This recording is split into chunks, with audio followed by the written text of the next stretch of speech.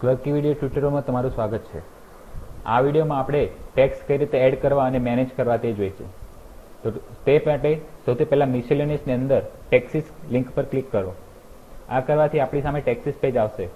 અહીંયા આગળ તમે ટેક્સ એડ કરીશો અને ટેક્સીસનું લિસ્ટ જોઈ શકશો। ઉદાહરણ માટે આપણે જીએસટીના બધા જ ટેક્સીસ આમાં એડ કરીને જોઈશું।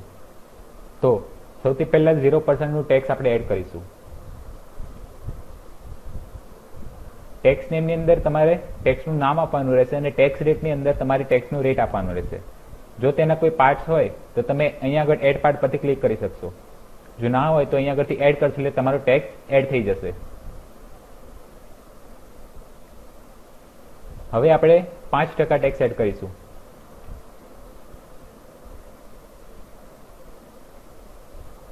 એનું ટેક્સ રેટ પણ છે 5%। પણ હવે આના બે ભાગ પડે છે, જે છે એસજીએસટીમાં 2.5% અને સીજીએસટીમાં પણ 2.5%। આ કરીને એડ કરશે એટલે તમારો ટેક્સ એડ થઈ જશે, જેના બે ભાગ હશે, 2.5% સ્ટેટ ગવર્મેન્ટ માટે, 2.5% સેન્ટ્રલ ગવર્મેન્ટ માટે। એવી જ રીતે આપણે 12%નું એડ કરીશું।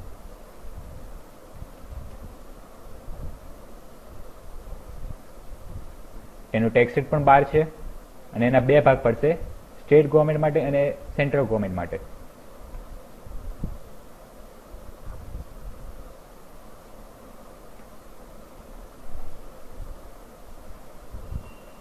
હવે 18%,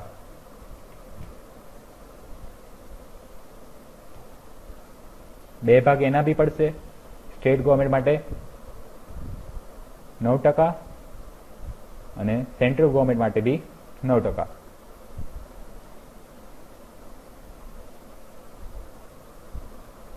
હવે આવશે 28%।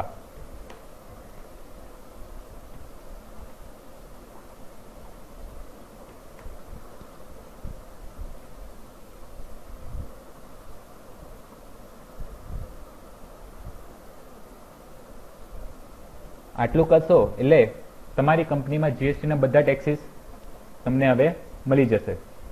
હવે કાલ ઉઠીને જો સ્ટેટ ગવર્મેન્ટ અને સેન્ટ્રલ ગવર્મેન્ટમાં ટેક્સીસમાં ચેન્જ થાય તો તમે અહીંયા આગળથી એડિટ પર ક્લિક કરી તમે તેમાં ફેરફાર પણ કરી શકો છો।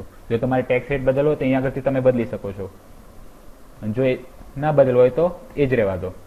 હવે કાલ સમજી લો કે કાલે આપણે સેન્ટ્રલ ગવર્મેન્ટનું ટેક્સ રેટ આમાં 4% થઈ ગયું અને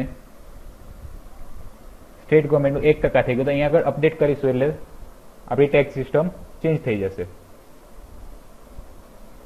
જો તમારે કોઈ ટેક્સ કાઢી નાખો તો અહીંયા આગળથી ડિલીટ બટન પર ક્લિક કરશે એટલે તમારો ટેક્સ નીકળી જશે। આવી રીતે આપણે આપણી કંપનીમાં ટેક્સીસ મેનેજ કરી શકીશું।